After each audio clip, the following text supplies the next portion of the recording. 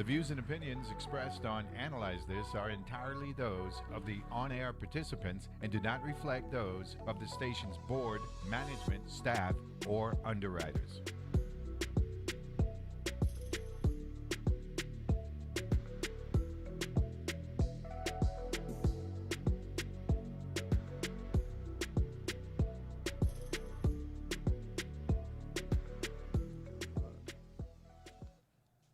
Morning, the great place of the U.S. Virgin Islands. This is Kai Nielsen. I'll analyze this with Neville James, weekdays from 8 a.m. to 10 a.m., WTGX FM 93.1, your NPR station here in the Virgin Islands. Again, I'm your guest host, Kai Nielsen, backed by popular demand. If you want to join in and call in, please, 340-718-4555. Again, that's 340-718-455. And we have one more option for you at 340-718-0761. We're actually streaming live as well, so thank you to the powers that be this time around. We're streaming live at WTGX.org and also on our Facebook page and YouTube channel at WTGX.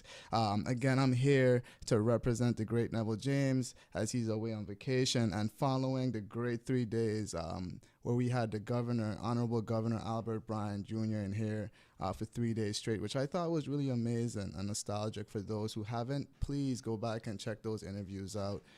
So much time we forget that the individuals that have chosen to pick up the baton and lead in the U.S. Virgin Islands were once like you and I. They have their own origin stories, they had their own hopes, and they had their own dreams, and sometimes those dreams get to become a reality. So please, when I saw Novell and what's his name? I had Novell and I had a Wappa. My guy, cheese on bread. Carl Knight. When I had Carl Knight in here, I was taken aback because people forgot that Cornelius had locks, So again, when we see these individuals that are representing us, please take some time and listen to their origin stories because that could be inspiration for us all. But this morning we have a great show lined up for you. We have the St. Croix Police Chief, Mr. Uston Cornelius, coming in. I think he's en route, and Peter Zielke, one of the leading developers here in the territory. And I want to again tell you that this is a great show, and we're here to analyze this. Some things in news I want to touch on that I have the opportunity to touch on while I have your ears. How are we really feeling about Senator Kenny Gittins' housing development plan or proposal in the territory? We all know that housing is a main issue here, and sometimes it takes a progressive mind to really push an effort that can close that gap. Having GRS actually invest in something like that seems to get a lot of people the jitters. But what do you think? I personally love the idea that our annuities would be spent towards bringing in some cyclical income. I think it's been done in other places around the world. But I think my recommendation to the great senator is we need to have town halls. We need to actually sit our people down, both in districts, St. Thomas, St. John, and St. Croix, Easton, West Christiansted, and Frederickstead, and truly explain our ideas to our people. I think so much times we just get these short newspaper bursts or news clippings, and that's all we have to run with. When these plans are super dynamic and complex and really require a level of financial understanding that needs to be explained to our people. So I definitely think we need to improve our strategies around bringing these large-scale plans to the community. And again, my recommendation is let's get a few of these individuals who've seen these plans implemented in other places and have those plans be explained in full detail. Now, something I think that gets missed in these conversations, to be quite frank, is that the HOAs and the banks are all competing, right? They're all kind of running towards who is not going to pay their loans back first. And these scary dynamics make these same proposals a bit scary for anyone that's interested in investing in them. So we need to, as a people, really sit down and figure out how do we balance these budgets, one, and how do we balance this idea that if we are going to use federal program, can we leverage them in such a way to attract these banks to come into these spaces? Because that's what we really need. But take some time and look into that. I think that's a really, really cool initiative. In front of me, we also have some other news with e-citation systems. The territory's attempt to move into the future, I think, is a good one.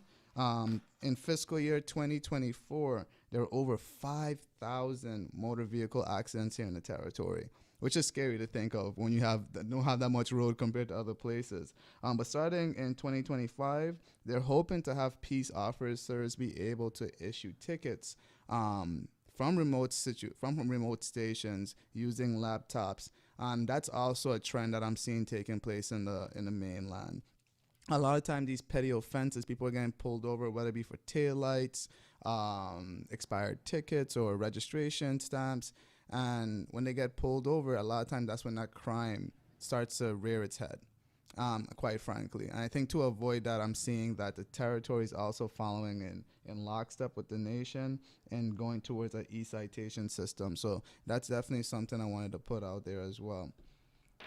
In other news, I think this one's a little bit more thorny, and I want to get into it because, again, the governor was here, and anybody that knows me will be able to tell you that I'm one of his biggest fans. I definitely think that Governor Bryan has done a stalwart job in his post, but we all have spaces of improvement. WICO.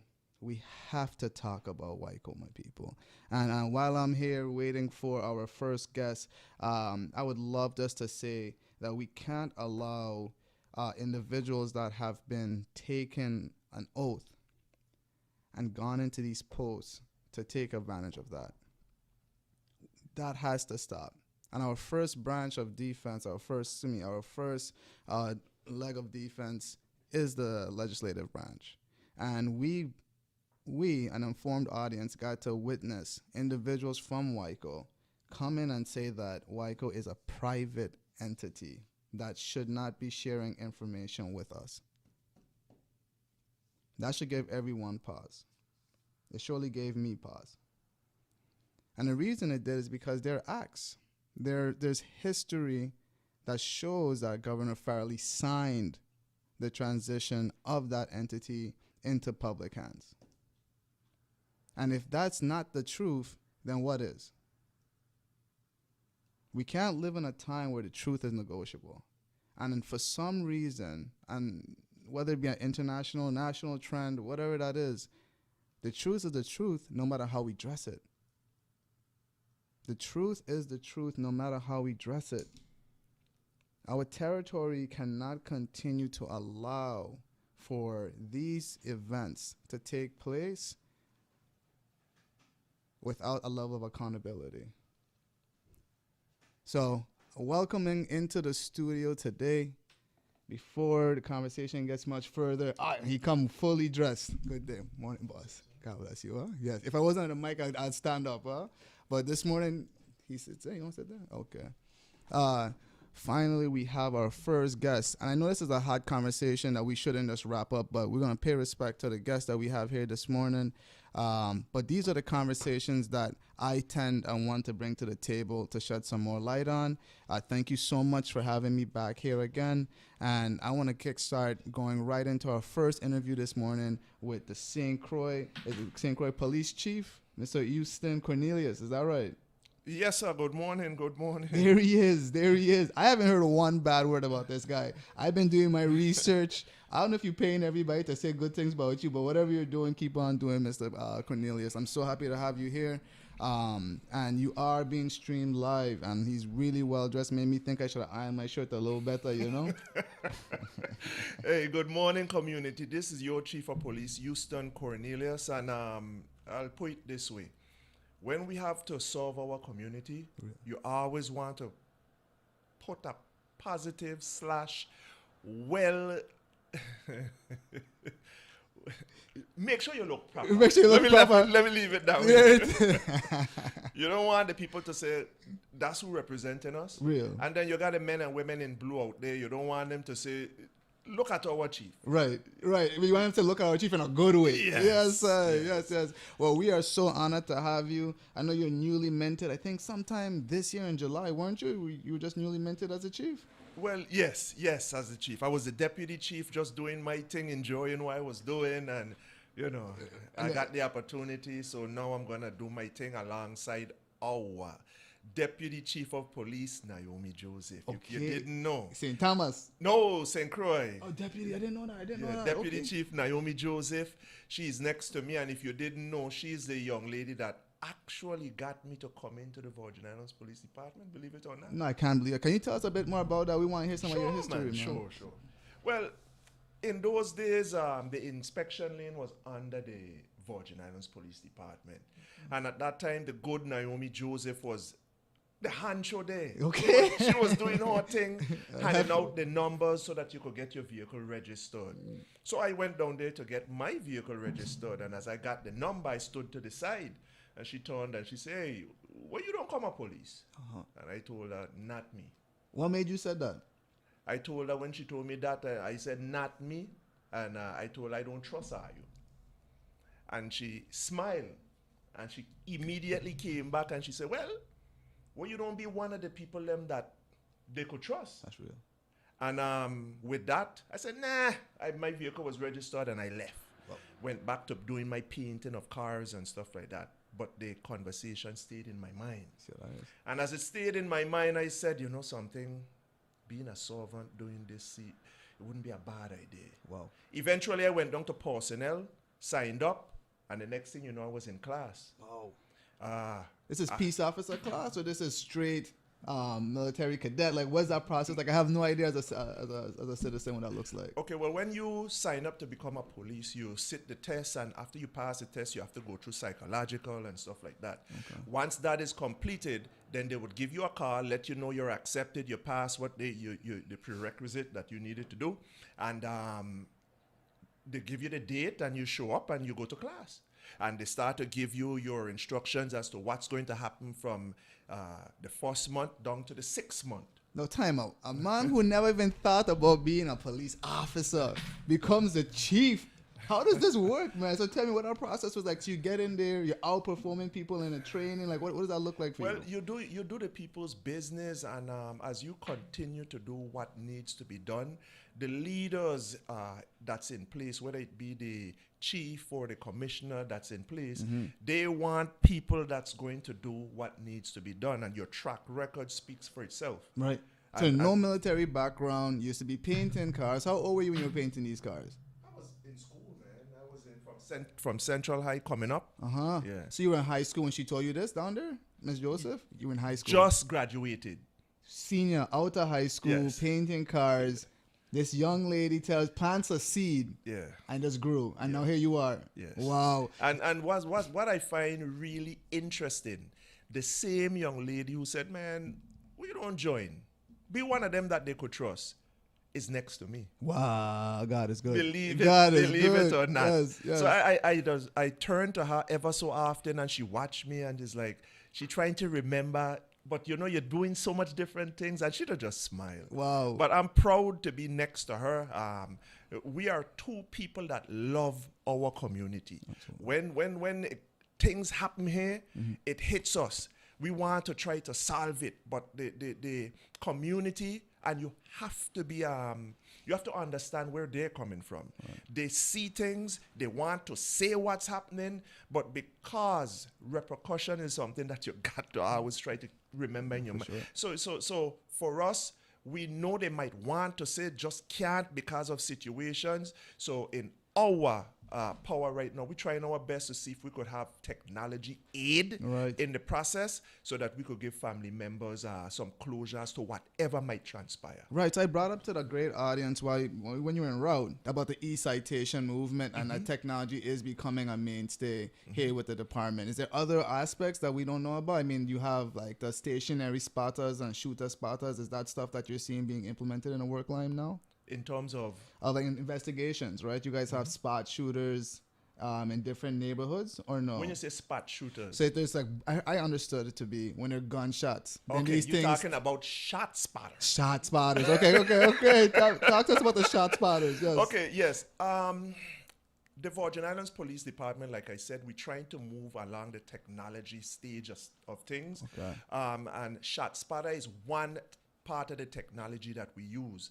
So there are different signal points set up along our island. And when I say our island, St. Croix, St. Thomas, St. John has the same thing. Okay. So they're stationed in different areas. And what happens when a certain decibel goes off, it sends a signal to these areas, and it triangulates where that incident has occurred, Uh-huh. and then it lets us know, and it gives us the opportunity to go within proximity. Proximity, Let me like leave 2 it like miles, that. 3 mile Yes, radius. yes, Well, within, my within, God. within. And when they say we still living in the ice ages out here, Well, no I'll tell you sir. this. Our Virgin Islands Police Department, we are trying our best to make things better. Let me also let you know along technology. That's shot spotter. As you know, when incidents take place, the police is going. A civilian is telling us, hey, this is what's going on. We are trying, we are embarking on this, and we're just waiting for it to get the funding to finalize. We are going to use drones. Uh-huh. So we're getting ready to put drones in specific areas. Wow. So when something happens, the signal will be sent to the drone, and the drone will go ahead straight to that area and be able to give us a live feed Wow. as to what's going on. This will increase safety. These are new jobs. Again, you got some leaders here. We're trying to look ahead. We don't have the interest when I came in was it kind of it's dwindling. But it was low before you got in there. You forget, right? Well, I'll tell you this. When I came in, and that's where you see some people will say, how come I don't see this? And how come? When I came in and you look at squads, we had like 15, 17 people. 7 to 3, 3 to 11, 11 to 7. No, I want At least 15 people. So you were able to have like different patrols and stuff happening during those times. Now the interest is not there. So we have to think outside the box. We go into the school, talk to our youngsters to let them know, you know, what we do and the different areas you have now for you as a youngster. But technology is where we go now to try and aid until we could get things better for our community. That's deep. Can I ask you a question? Sure, anything. Ms. Joseph said that maybe you could be one that they trust. When you walk into these schools, are you seeing the trust in their eyes for you? For youngsters? Yes. Yes, I see a lot of youngsters that are good prospects. And I'll tell you, as I went to, we had the situation Monday, as you know, with our schools. Yes. I went to check Church of God of Prophecy. That's a church right over there by Peter's Rest. Okay. And when I went there, a teacher came up to me and said, Cornelius, I want you to come in and talk to the little young ones. Yes, and when I got there and she was talking to me, the little children come up and they speak to you and, hey, police, and they talk. Right. But what about the high schoolers? Like high school? Central, tell me. Central, yes. You see I don't know if you know about our cadet program. I do not. We graduated some cadets just this year past. Okay. We graduated 7 cadets. Wow. And prior to that, we graduated 11 cadets. Wow. And you could see the individuals that would be good police. And right now with us, we have 4. We graduated 4 individuals from that program that's working with us right now. That will be future police. I got you. Well, listen, we got Mr. Cornelius here. We got to pay some bills, but we finally got the guy that answered some really great questions. Thank you for being here, Mr. Cornelius. And we're going to go to a break and be right back with you. Not a problem.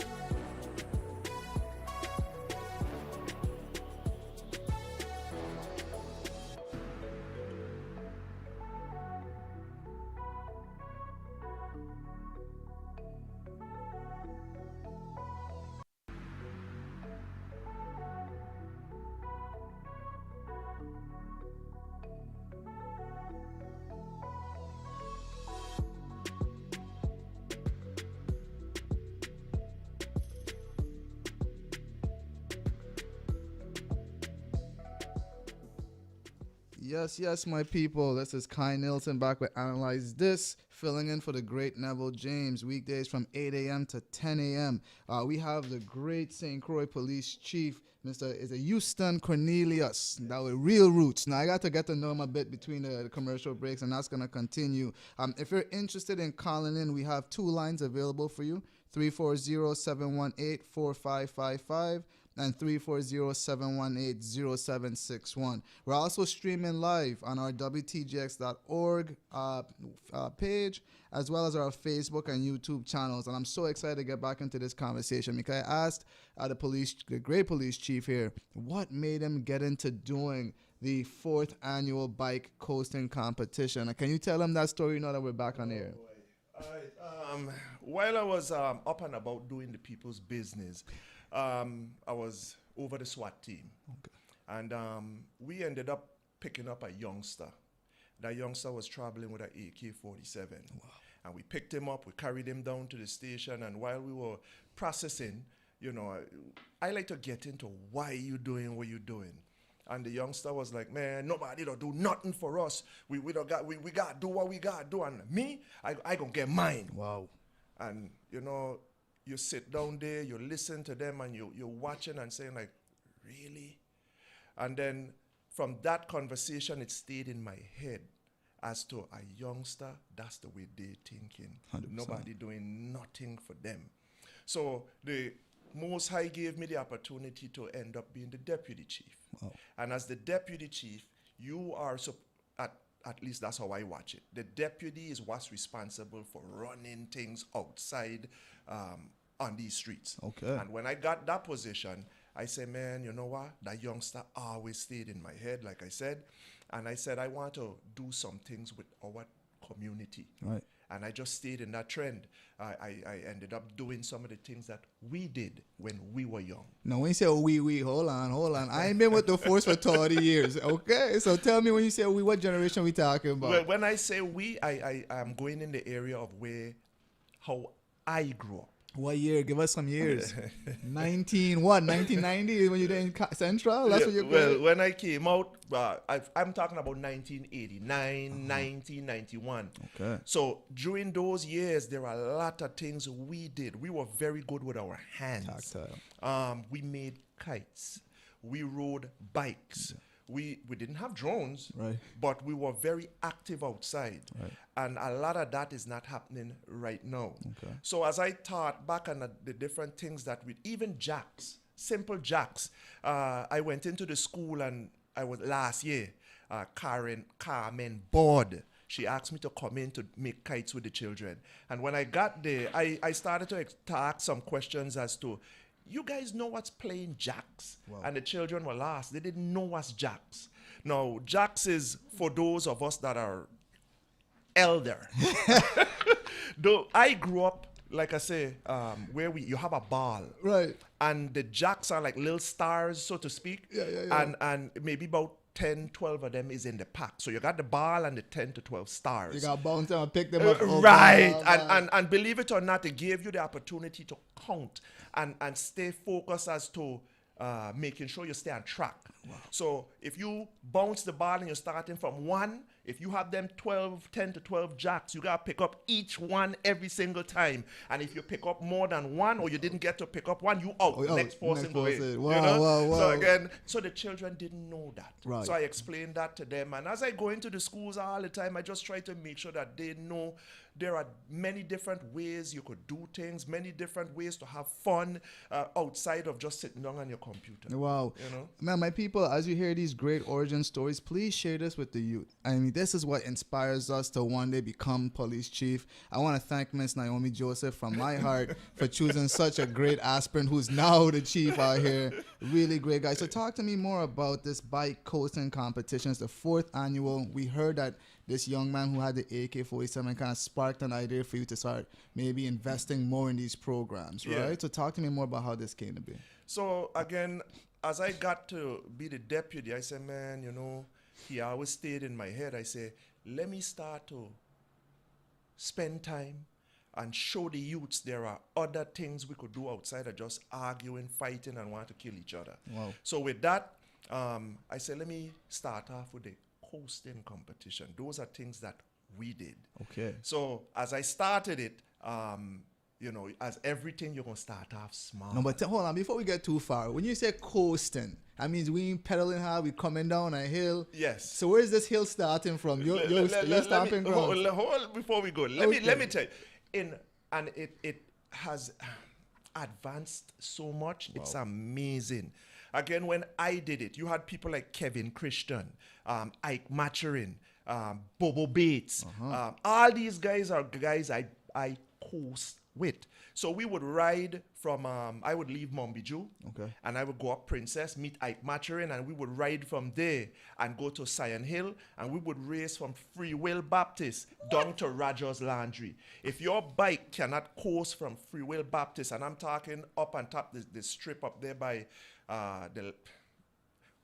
that guy that does a mechanic walk on the little corner there. That bad corner. Right, right. Everybody should know that. So if your bike cannot coast from that little incline from Free Will Baptist all the way down to Rogers Landry, you know your bike wasn't in anything. Wow. So again, back to where we are now.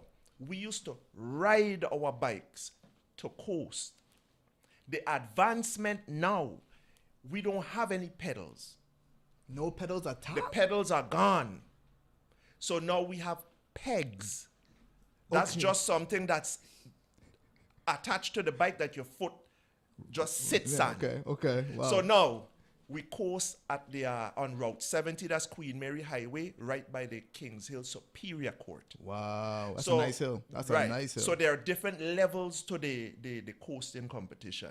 We have what I would call the kiddie section, and then you have the intermediate, and then you have the 18 on up. Oh, wow. Are there prizes and giveaways for these kids? Well, I have to say thank you very much to our sponsors. We have people like K&B Partners, K&B Cares. Wow. We have JV Bar and Restaurant. JV. We have A+ Signs and anything in a basket. Okay. I must say these people, when I go to them and I ask them to assist with the children, Cornelius, anything for the children. Well, when you come just like that, they can't tell you no, I don't know if you know that. So keep that outfit on and go out and get some more money. Okay. But the sponsors are amazing in these hard times, man, Mr. Nielsen. And the children, they always want to do something for them as long as it's positive. 100%. And I'm thankful that when I go and Cornelius, what we're doing for the children, I feel good. And every different business have some area that I ask for the assistance. So the coasting competition, I have my sponsors for that. Makes sense. When it comes to the drone competition, I have my sponsors for that. Okay. When I have the kite making competition, sponsors for that. Okay. When I went to St. Thomas with the children, I had something for that. Talk to me. So you're taking kids from here, from St. Croix to St. Thomas to compete?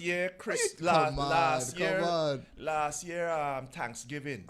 Right after Thanksgiving, the weekend. If you go on our Virgin Islands Police Department webpage, you will see where I took the children to St. Thomas, and we had a good time. Some of our children never left here. Talking, what's the webpage? Oh, here, www.vipd.vi.gov. Yes. And we can go in there and we can see our kids competing in a cross-territory competition. You would see all the different events that your Virgin Islands Police Department does. Wow. So the last competition that we had in St. Thomas, it's posted there. Okay. So you see them putting their bikes on the ferry. You see them going to Henry E. Rosen Airport. Okay. We got to St. Thomas. You see them feeling out the road. You see the district challenge. Let's go. Yeah, man. You see, this is the kind of stuff that we need to hear more about. I mean, crime dominates because it sells, right? Let's just be frank. Well, for me, I know we will have sad moments, but the way I watch things, there is a lot of good. The good usually outweighs the negativity as far as I see it. Okay. There will be negativity, but there is always a lot of good, and that's how I watch it. So you know what I was telling you about these hard questions. I feel like you're ready for it. I mean, tell you, because for me, I know that we have to go in front of the legislature and ask for those budgets, right? But have we seen nationally, police getting increase in budgets does not necessarily correlate with a decrease in crime. Where we see the correlation coming from, however, is in summer programs, after school programs, and internships. Those have been proven to decrease crime by over 40 to 50%. So now hearing that, how can we inspire you and your department and others around you that you can influence to invest more in those three areas? Your Virgin Islands Police Department just revigorated our PAL program. And right now we started out with home ec, with our youngsters. And we opened a baseball competition with the youngsters. So that's where we're starting. Okay. As we continue this year, we're going to see where we're going to, the direction we're going to move into. Right. And then we're going to start to ask for some assistance. There you go. Okay, so because I want to be able to tell you, I think that we have not organizations alone, but people like Nathan Bishop, for example, who's really interested in taking over the old PAL building here in Watergut. That's a form of assistance, right? Like we have to get comfortable with leaning on these organizations, subbing out these properties and allowing them to run those programs from us. Because quite frankly, you can't be everywhere, right? I need you in the street. Well, yes. Okay. Yes. As much as I want to see you batting balls, I think that's important. I think we understand what your role is. So please support those initiatives. And has PAL changed their name some bit? I think it's activities now instead of athletic league. What's that about? Police Activity League. So Different activities. Okay, okay. That's the long and short. That's the long and short of it. Well, I'm happy to hear that's coming back. So tell us more. When is this event that's happening Saturday? Where can people come to see it? How can they sign up? Give me the logistics on that. All right. Well, the event is going to be taking place on the Queen Mary Highway, like I said. It's going to be from 1 to 5 o'clock. It's right in front of the Kings Hill Superior Court community. Sign up. That road ain't lock up? It's open. It's opening it. It's open. It's open. And this is what's going to happen. When we are doing the competition from 1 to 5, it's going to be blocked off. Okay. So our youths will be able to utilize the road safely and without any issues. Okay. The only thing I'm going to have to make sure is whenever we getting ready to run the different segments, that the community that comes out clear the roadway so that the race could go down without an issue. Wait, how much people we expecting? I feel like you're talking a good bit of people coming out. Let me tell you this. When we started this, I must say thank you to the community for our ideas. They came out along with other people. People like, and I like to call the youngsters' name that really started it out. Brian, Brian Ferguson, Zion, Jaquan, Ruben. Okay. These are guys that started this. Wow. I had youngsters that had pedal bike at the time. Tin Man from Aradias, Rambo. Okay. Those guys were from Aradias. They came up, they sat down, and in between they would go down and try a little thing and they a little pedal bike. Okay. Those are who started us. That's amazing. And then after that, then it moved on to the second annual, and then you had the guys like Ryan Shang and Mikey, Thomas. Brian came back. Wow. And it just got better and better. Let me let you know this time, the creative juices started to flow, and I say, man, because you had people in St. Thomas now. They want to come over. They love watching. A crucial event. They're saying, man, we would like to come. You see. So what I did, I ended up reaching out to a ferry service, trying my best to see if we could bring some of our brothers and sisters from St. Thomas over. Okay. So right now, when I'm finished here, once life spared, I'm going to be making contact with the Smith's Ferry to see if the participation to come over is at the level that she would want it to be. You can't have a 150-seat boat and bringing over 10 people on it. No. That cannot make sense.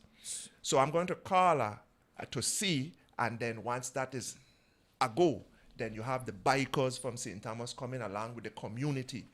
I reached out to Paul because, again, you can't have the people them come and now the last can't get to the site. Oh, man. So I reached out to a taxi driver.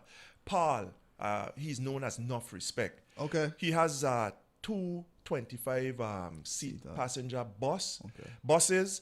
And what he's going to do once they come, if it happens, we're going to have like the opportunity to be able to transport them to the site. Okay. I know we have a 15 passenger van, so I'm going to have my people deal with the van to add to that. Yeah. And then I reached out to one other taxi. So I'm trying to see how we could facilitate our brothers and sisters once they get here to come to the site. Ensure they're Again, there you on have some time. St. Tomian children that never been to St. Croix.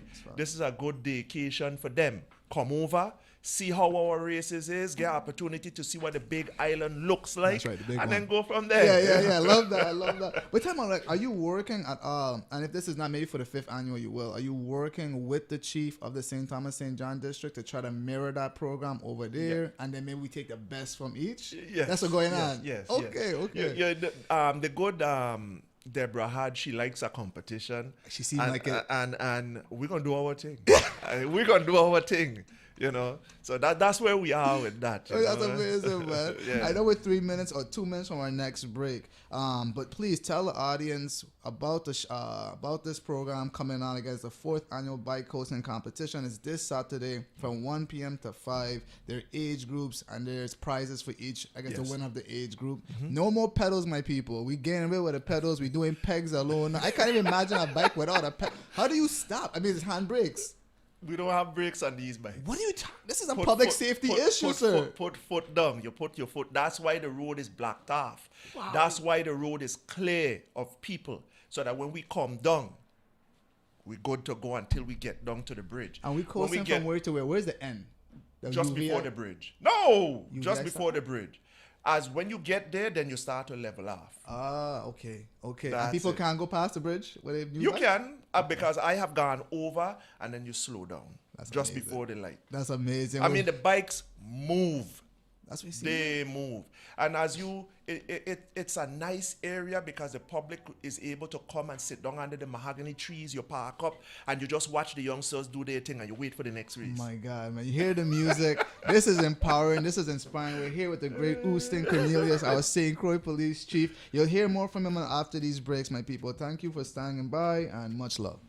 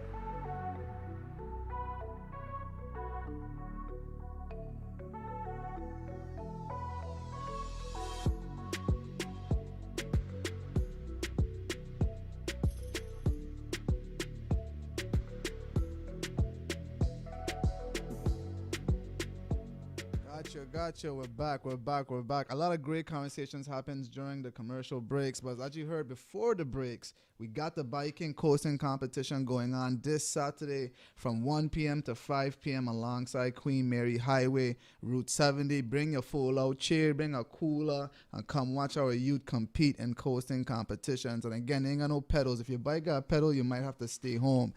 We got the police chief, Cornelius, here for St. Croix District, and it's time to get into the hard question block now. I ain't got you for much longer, so it's time to get into the hard question block. So our first one, WTGX has noticed that VIPD is seeing an increase in citations issued now that the e-citations are being utilized. Can you confirm this? And if so, how is the transition to e-citation benefiting the department and the community?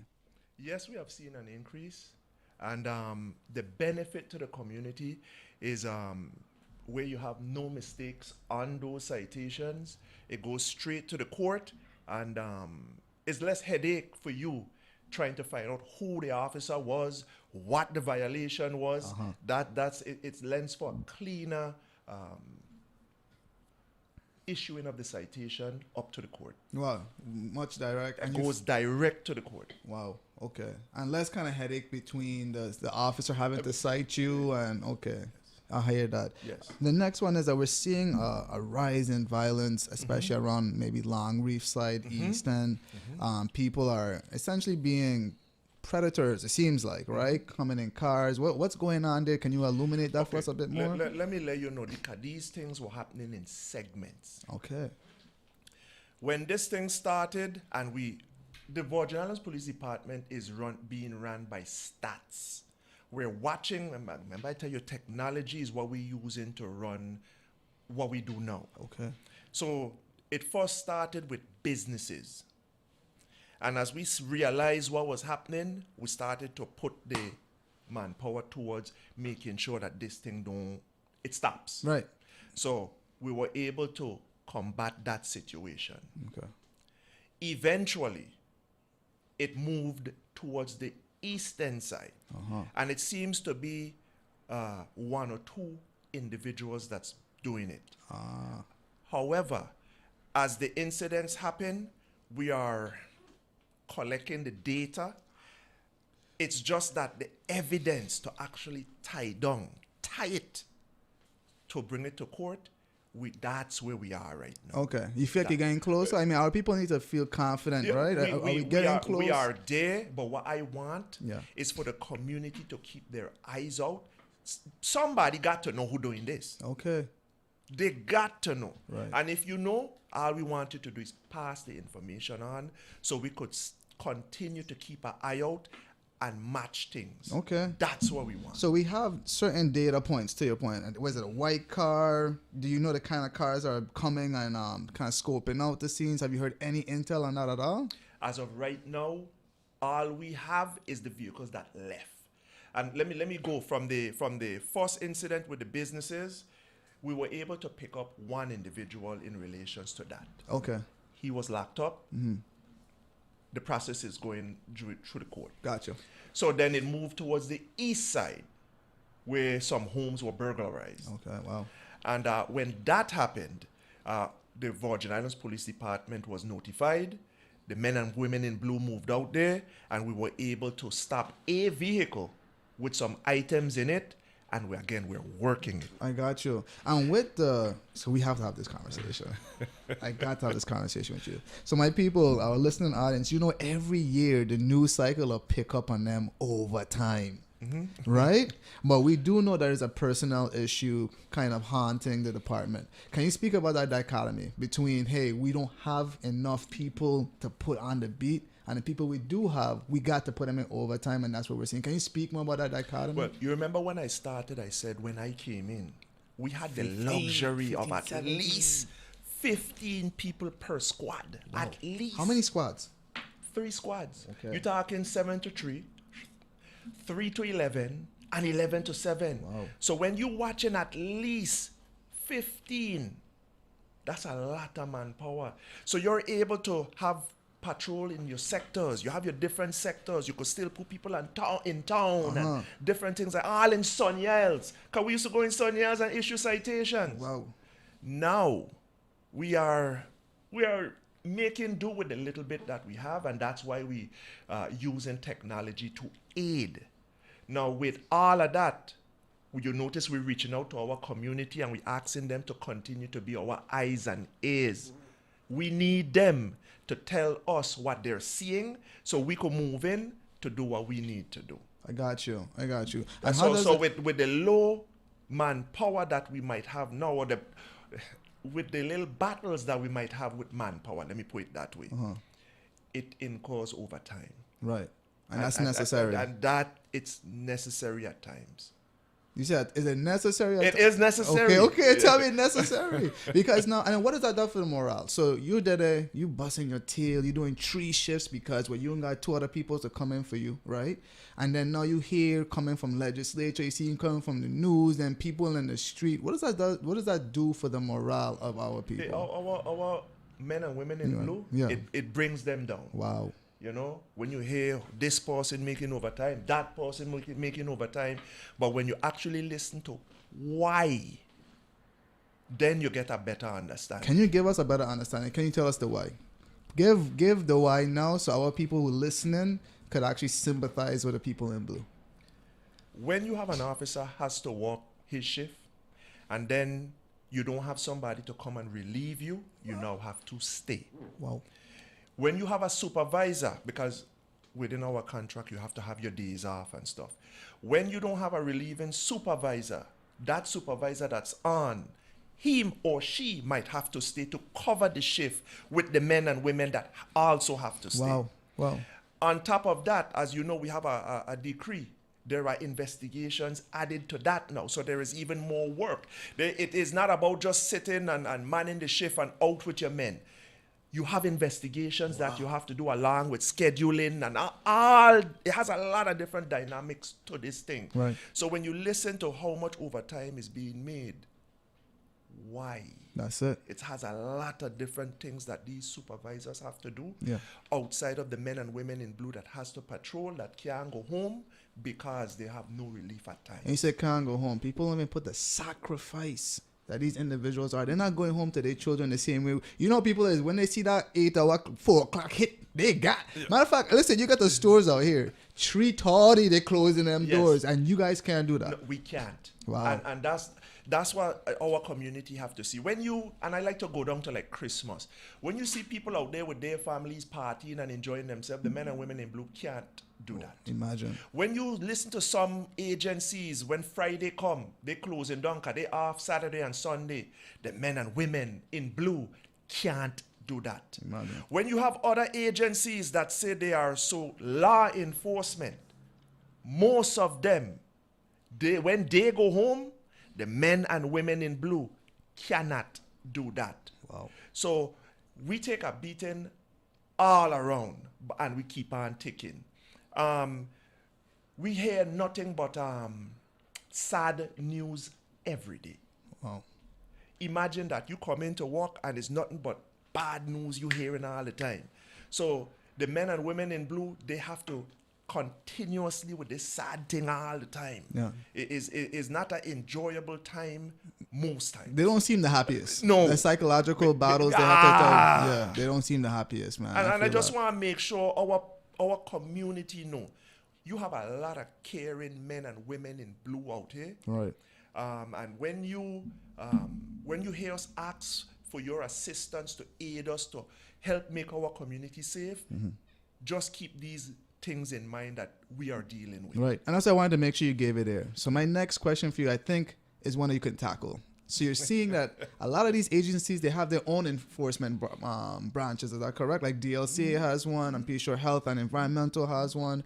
And there's another one coming on board, the one for the Office of Cannabis Regulation. Now, is there a connection between these enforcement arms? Are they connected to you somehow? Are they standalone? And how does that work? Because I guess for me, I'm trying to understand, if there's enforcement, are there auxiliary branches where if something's really going down, do the men in blue, then men and women in blue show up? Like, talk to us about that.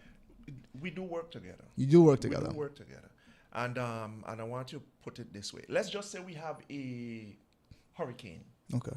All the law enforcement agencies will eventually fall under the Virgin Islands Police Department. Uh-huh. All right. So in terms of enforcement now, DLCA, we work closely with DLCA. So let's just say, I'll put it as simple as Christmas, Carnival, Festival. When we have those events coming up, while we're working, DLCA comes out, and they also, if they're not alongside us, they also come out and do enforcement as it relates to the businesses and just make sure that whatever license need to be shown in the different areas is. Okay. So they kind of teach some of them what to look for. Like, this is what our current license look like. This is the color you should be looking for, etc., etc. All of that is done with us, and I know that for a fact, at least with SOB and the Bureau and stuff, they would be able to show us because we would be close with them. And however, they would be out there during those times to do some enforcement as it relates to the businesses. Wow, that's amazing. That's amazing. Hey, well, listen, you handle them hard questions easy. You see, we were a little nervous about it, man, but you handle those questions easy. And I want to thank you for all your work. So I know we're closing out shortly here. I want to give the people, the listening audience, an opportunity to hear one more time about why the Great Chief is here. There's a coasting competition that you created 4 years ago with the help of the community and some young men that really wanted to just do something and have fun. These guys love the sport, man. These youngsters love the sport. The Cornelius, how come we only got one? You ain't want to do a next one? Right. Right now, I'm kind of thinking of maybe something to open up the festival season in December, but I need to make sure I speak to my core group. I need to speak to Ryan Shang and Shaquille Isles and Mikey. I need to speak to these guys. Yeah. Sowani and them young brothers. Sowani Francis, Sean Francis, Rami, Xavier. I need to talk Trey. I need to talk to these guys. Yeah. These is guys that take this thing serious. Pookie. You know, all these guys, I remember it because these guys really like the sport. Right. We got a guy from Atlanta coming down to come to it, believe it or not. I could believe it. I mean, and Chubb, Lincoln in St. Thomas, these guys love the sport. Man, and this thing just transcends. That's our just local sport. Listen, that's one of them. Oh, let me make sure the community knows. The good Rashidi supposed to be there. Rashidi Clements, the legend himself. He's supposed to be there. Oh, wow. And I want to make sure the community get this part. You know, like when you go to the horse track, the horses would line up in their different stalls. Right. And when the races start, they're gone. Right. This is mimicking the same thing. Imagine. So once I have the names as to who is going to be in whatever segment, let's just say 3 people line up there. A, B, C. They're going to line up just like how Rashidi would have it on the paper. A, B, C. When they go songs, and it's A in the front. A is in the front and B is right behind. Oh, B is right behind and you got C caught in the wind. And that's Rashidi, the hype. We need them hype, man. Shout out to T to guys. Shout out to Rashidi. We need them kind of hype, man, at these events. It's gonna be fun. It's all like, man. And we have our our DJ will be there. I have Samuel Abraham is supposed to be there. Shakin Vibes. Let's go. He's gonna be entertaining the crowd. It lends for a nice day, man, with our community. This is why I like to see our people enjoy what we have. Wow. We have a lot here, man, and even though we might have our little sad moments, we have a lot of good times. Right. We're going to battle the sad moments as long as we continue to work as a community. Yes. It's going to get better. And invest in these kind of initiatives. Yes. You have to. I mean, this is a proven testimony right here on this radio station, my loves, that these kind of initiatives let me let work. you know, Avery Lewis, I ain't going to let him rest. Don't let you rest. Avery Lewis, he came to me and tell me how good he was and all kind of talk he had. I got a challenge to him. Tell me. I got my bike. Each one of these. Oh, he's a coaster, you mean? He used to coast and how good he was and this and that. I got a challenge out to he. I got Dora the Explorer. That's the name of my bike. That's the name of your bike? Yeah, every bike have their name. Oh, man. Sneaky Link. Rashidi gonna go crazy Check on this. yourself at Showtime, Mimo, Pennywise, Medicine, all these different bikes. Diana. You know, all these Sneaky Link is diabolical work. Sneaky Link is diabolical. So again, He talk about what he used to do. Uh-huh. I put a challenge out. Me and him on the line. Listen, we're going to bring you on the boat. Since you're in St. Thomas, we got a boat for you. We got a buses for you. We're going to bring you to the site this Saturday, 1 p.m. to 5 p.m. alongside the Queen Mary Highway.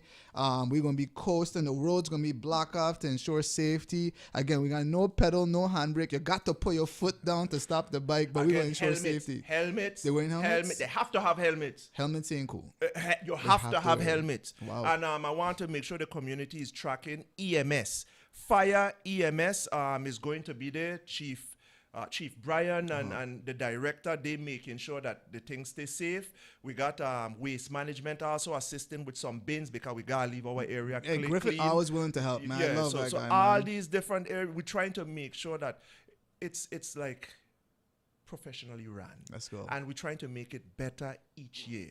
Next year, my vision as I see it, as we continue to try to make it better, I want the old man section. Hey! So I'm talking about them guys that I used to do it with. With the Dora the Explorers? Come on. Bates, Buju, them Bango Tree Riders, Pancho, all these guys, I want to be able to 40 or older on that line, one race. You hear it here, folks. The challenge has been sent out. I want to thank the police chief, Mr. Cornelius, for coming through, letting the sleeves down a little bit and having a great conversation with his people that he serves. You have 20 seconds. Any last words for them before you sign out?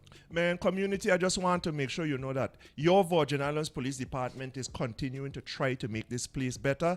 I just want us to work together, continue to work with us. You see something, let us know so that we could check it out and make it safer for you and I. Yes, I, my love. Give thanks.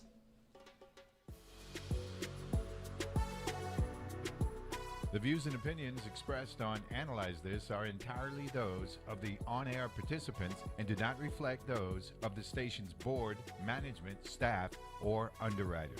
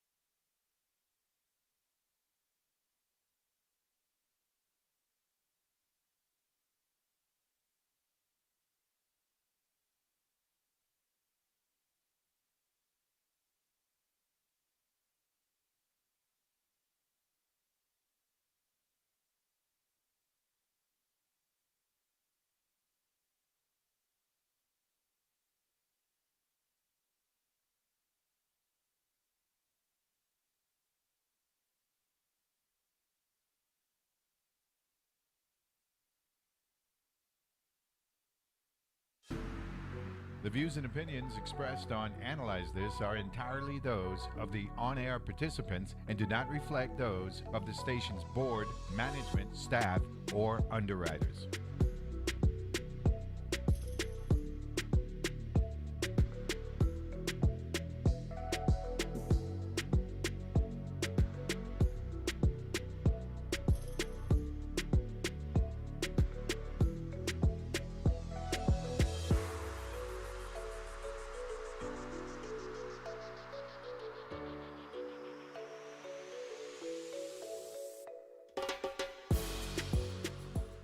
Yes. Welcome back to Analyze This with Neville James.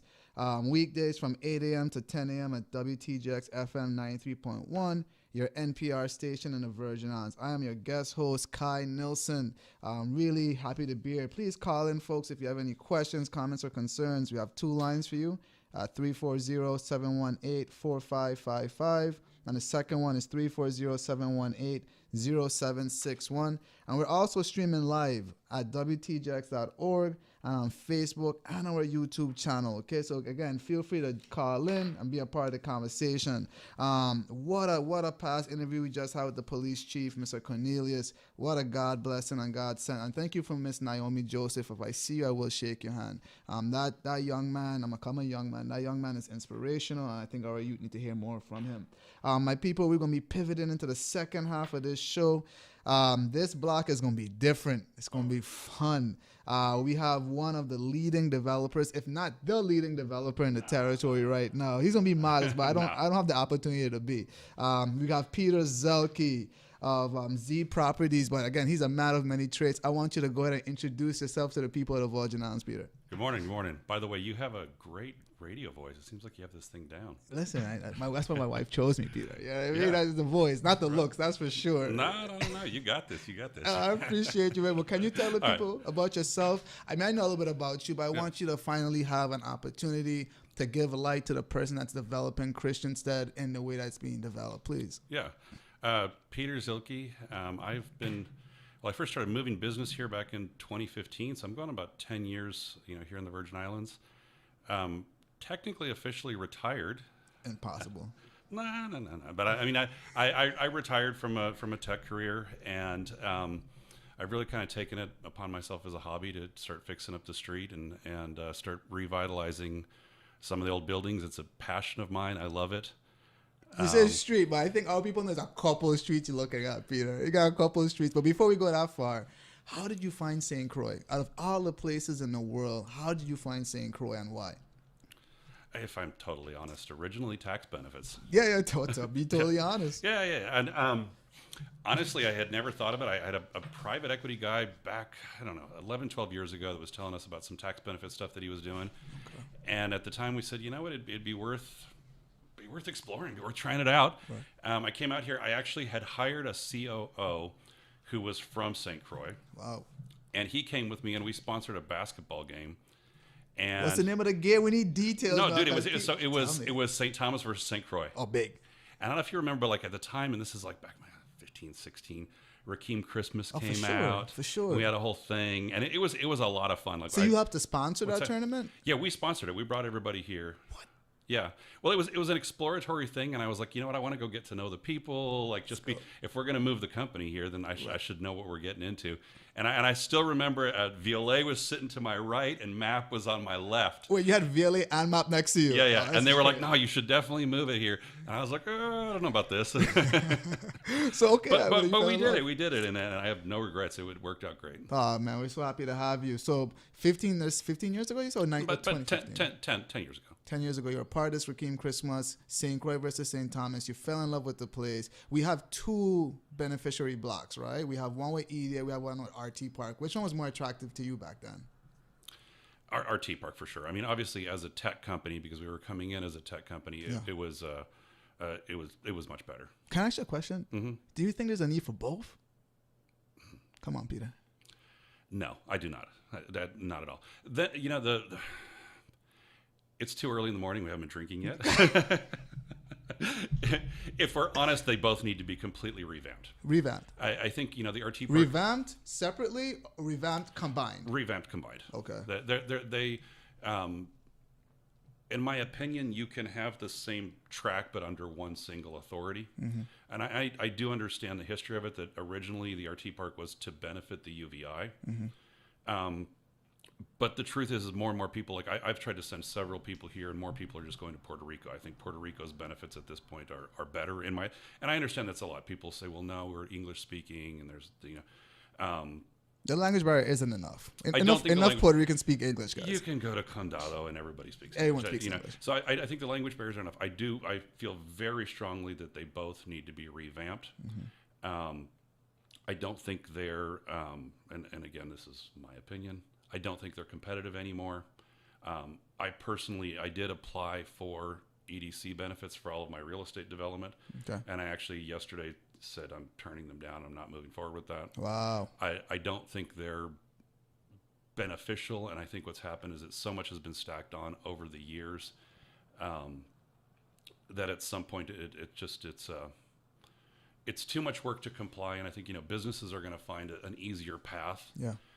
So I do believe that they both need to be completely revamped and brought together. Can you just talk to us, like, fundamentally, what do you think is missing in that equation? Do you think that, and maybe I'm leading the question here a bit and guiding some answers, but this is my side on it. Go ahead. For the record, you said this was going to be a fun interview this morning. I came here, I was like, man, we're going to tell jokes.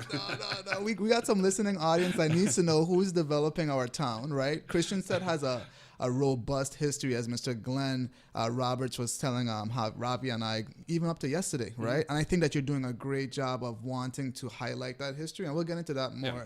But I need to let the people know how you got to be here. And I think part of that journey is the one that we're having right now. You're a private business person that had a massive entity that came here through the RT Park that at one point was very attractive. Yes. And as the world is evolving, it's not as attractive. The EDA simply doesn't sound attractive to you. You are developing, I want to say, 12+ properties here in Christiansted. At least, yes. Give me a number. Our people need to know. What's a number? I don't know. What's your goal as far as keys? If I could have at least 150. 150? Yeah. And, keys are a part of the equation. The truth is that we do have, we do have King Christian. There are other hotels, and so it's never been my goal to try to take away from those, but I think there's a lot of other amenities that we're lacking. I'm building a really large gym. I do want to eventually have some restaurants that are on the water. They're air conditioned. I would like to extend the boardwalk and be able to have local people have restaurants and food stalls and kiosks actually on the water. Wow. So it's more than just the keys to me. It's really about creating this an ecosystem. Yeah, it sounds like it. So 150 keys, and just to be more direct, my people, when you say keys, we're talking about rooms. So actual, whether it be short or longer stay, middle, upper middle stays. That's what we're talking about. So adding 150 rooms to our entire Christiansted portfolio, that would almost increase it by at least 2 quarters, won't you say? Compared to what's there now? I don't know. It's been a while since I've seen all the numbers. And I think, let's revisit the EDC. Okay. I think I do very much have a vision of St. Croix tourism being very distinct. And like I've talked with you, I think we can create a very boutique tourism. I don't want to have a 150 room hotel. Right. I'm more looking where each of these individual places can be very unique, that you can get a feel that you're a part of nature, you're a part of the culture here. I want people to come and stay a week. I want them to come and stay 10 days. I don't want to create a type of tourism where people are coming, buying a t-shirt, staying and getting drunk and then getting back on a cruise ship. And I have nothing against the cruise ships, but I just don't feel like that fits the culture on St. Croix. I think it's great for St. Thomas. I think here it's a little insensitive to what we have, in my opinion, and I would rather find people that want to come get ingrained in what we have. We have something beautiful and peaceful, and we have nature. They could go to fantastic beaches. They can go out to the rainforest. And so how do we get people that can truly appreciate that? Mm-hmm. And so in everything that I'm trying to create, I call it my hobby in part because it's how I get to express my art. That's one expensive hobby, huh? It is an expensive hobby, I will say that. But I get to really blend together all these things. Like you've seen some of the walls that I do where it's all built out of coral, and that's a material that, for the life of me, I could go anywhere else on earth and I would not be able to do. And I get that out of the rubble. Wow. And so it's things that I get to create that are very unique, that I would love to be these unique experiences that get to show the world what we have here. That's beautiful. And I mean, I want to challenge you right now. I think that it's easy for people to hear this and dismiss it.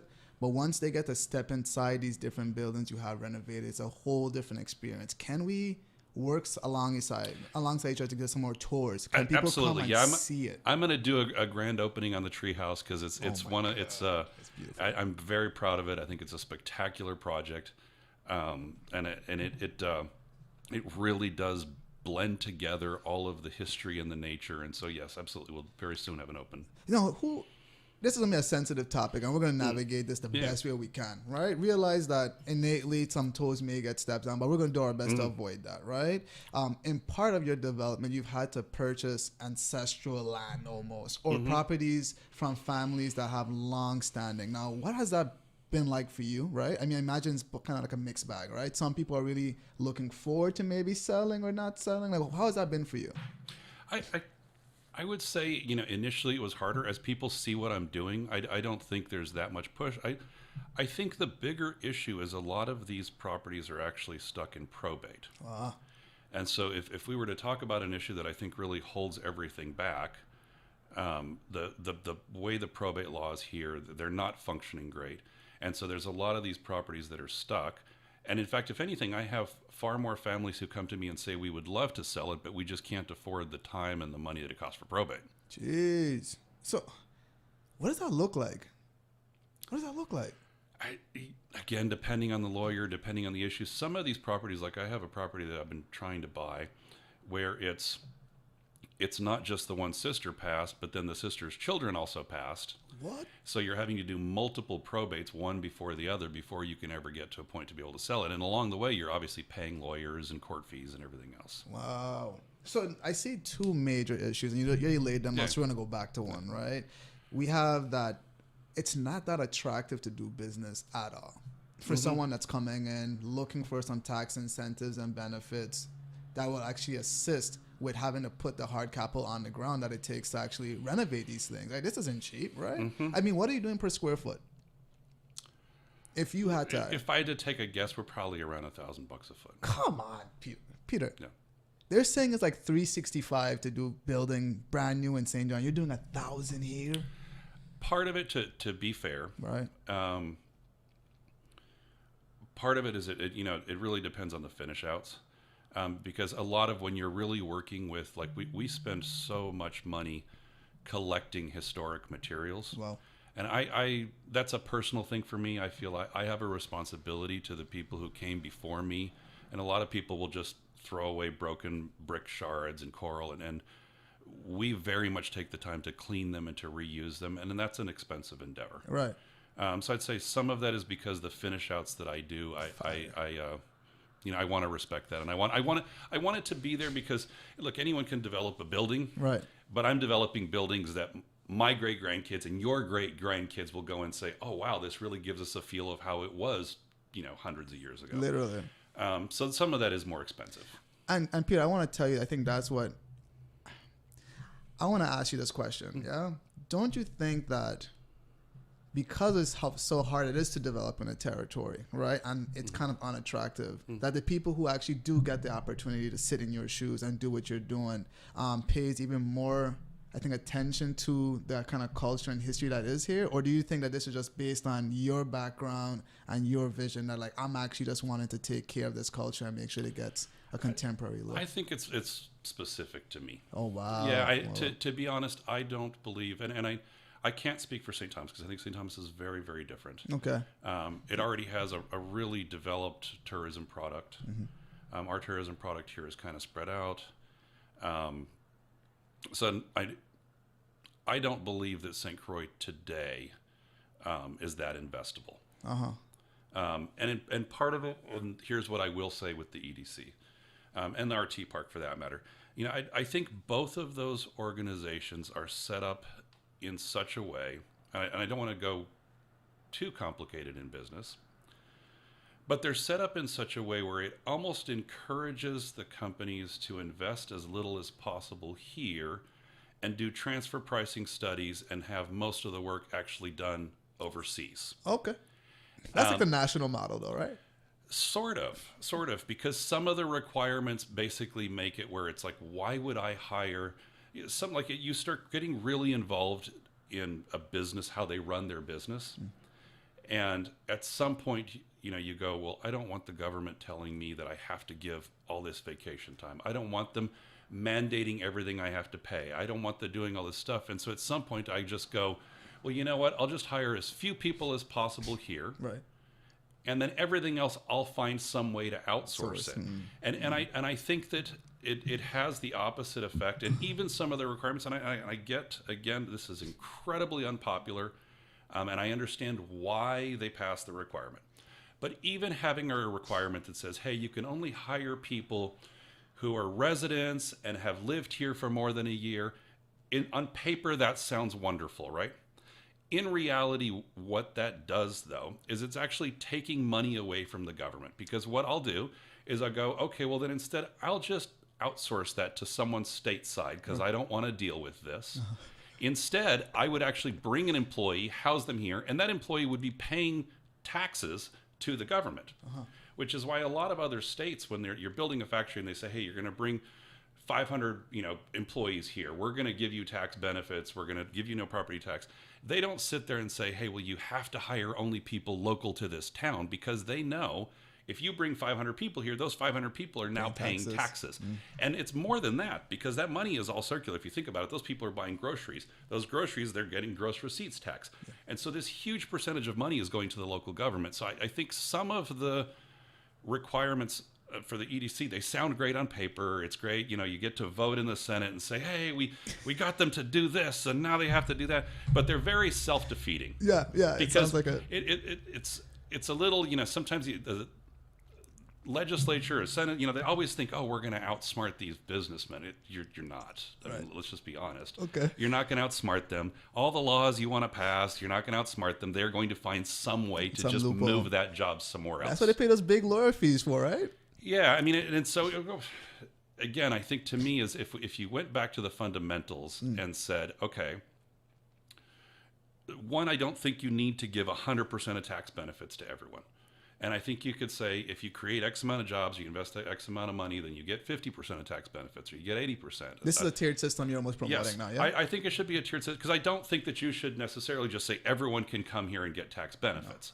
But I think that you do have to revisit how much are you trying to go get involved in companies' business and telling people like, hey, you have to pay them a month off. Yeah.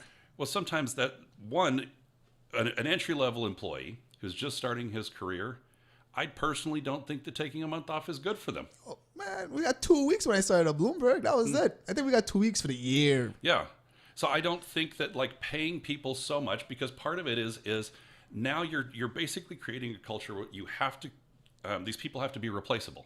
So if I know that you as an employee, are taking off every few weeks, well, then now I'm going to hire someone else also to know your job. And it also means that when it comes time for you to say, hey, I want a raise, I'm going to go, peace out, dude. Yeah. I've already replaced you 3 times over. So I don't think it's actually good for the employees themselves, and it's not good for the company. This is huge. Peter, it's a big time in history right here. We got a private sector tycoon laying it flat out for our people to hear. No, these are my opinions, and maybe not popular. Yeah, no, we're here to have it. This is Analyze This with Neville James, Kai Nielsen under the brim having a conversation. We have to pay some bills, but the conversation's hot, and I can feel it in the ether. People are listening, man. Thanks for being here, Peter. All right.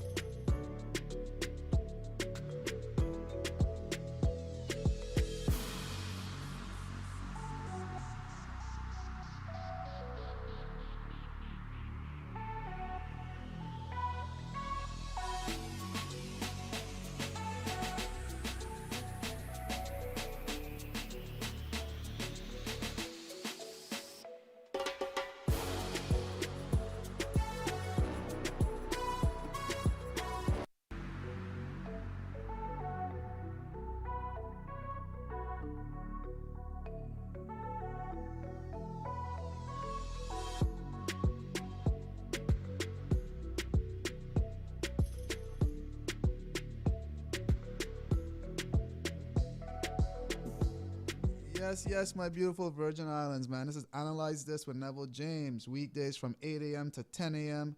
WTGX FM 93.1, your NPR station in the Virgin Islands. I am your guest host, Kai Nielsen. Again, if you have any questions, please call in. This conversation is hot, it's steamy, it's provocative, and it's going to really tell you what the private sector thinks and where the private sector's role in government is, again, or in society. So, hey, call in at 340-718-4555 and 340-718-0761. If you're at work and you want to watch us on your work screens, we're streaming live at WTJX.org and on Facebook and our YouTube channels as well. All right, so we're here with the great Peter Zielke. I don't know about that. Yeah, it might not end up being that after this conversation for you. But Peter Zielke is here. I call him the leading developer in the U.S. Virgin Islands as fact. He's been changing the skyline for the first time in over 4 decades here in Christiansted. Has multiple projects, an aspiration of owning 150 rooms. That could really be transformative to our tourism profile here in the territory, but especially on St. Croix. Talk to us more about what your vision for that is, as far as ecotourism is concerned, as far as short-term stays are concerned. Like, talk to us more about that. Yeah, I mean, I I think, if you look at, and I'm not just Tulum offhand is kind of, it comes to mind. Yeah. I think we can create an environment where I don't believe that we need a bunch of 100-room hotels. I don't think we need any more large resorts. But there's a huge market for, something more boutique, something smaller, something more tied around the nature. And I think, we have all of that here. We have everything beautiful. We have the rainforests. It's a larger island. We have great cuisine. We have great culture. So I think I'm very focused on how do we build stays and get people to come here that want to stay for longer amounts of time, and they want to get ingrained in everything we do here. Culturally. That's what St. Croix really has, right? Absolutely, yeah. Absolutely. Yeah. I mean, and I don't, again, I'm speaking just for me, I don't see St. Croix as a place where we should be competing with Santo Domingo and St. Thomas and all the other cruise ship destinations. Yeah. I think it should be more boutique. I think people should want to, just stay here and chill. Yo, let's get you to sit with the new Commissioner of Tourism. How do you feel about her? Have you met her? I have not. I would say, some of it I think is that if you build it, they will come. Right. I think the problem is we need more people, and if I could wish for anything, yeah, I wish more people would create these destination experiences. And I hope that anyone who's listening, if they're creating an Airbnb or they're building any kind of hotel, try to really put the effort into building something very culturally unique for us here. Beautiful. And it's what I'm trying to do in every single place that we create. Right. So people come into your ecosystem. There are going to be some excursions. They can probably go down to Annalee. I want to have a lot of art. I think there's a ton of places that have really focused on art, and people come to see the art. And they're taking pictures with it. And they're taking pictures with it. And I again haven't gone down this road, but I want to create spaces also for local chefs. I think it's important that we have a place where the local chefs can actually exhibit, and they can show their work, yeah, and make money off of it. And so, hopefully people come here and actually they come for the art, they come for the food, they come for the nature, yeah, that's beautiful, and they make a stay out of it. Yeah, let's take a hard pivot. You want to do all these great things. We spoke about a couple impediments. Mm-hmm. SHPO and CZM. Give it to us the real. I don't want any sugarcoat. You haven't been sugarcoating anything, to be quite frank. But mm-hmm, tell us directly and straight. SHPO and CZM, how has that relationship been in your coast to develop the territory here? I'd say it has great people. I mean, I do. I would say I think the processes, and I'm going to add DPNR to that, only because look, I actually. Some of these inspectors are friends. Like, I love these people. Right. I do. We get along great. And so you're never going to hear me say anything bad about the people. Right. But I do think the processes are not very conducive for development. Uh-huh. It's part of it is it's very segmented. Before you can go to CZM, it might take you months going through SHPO. You might have multiple revisions.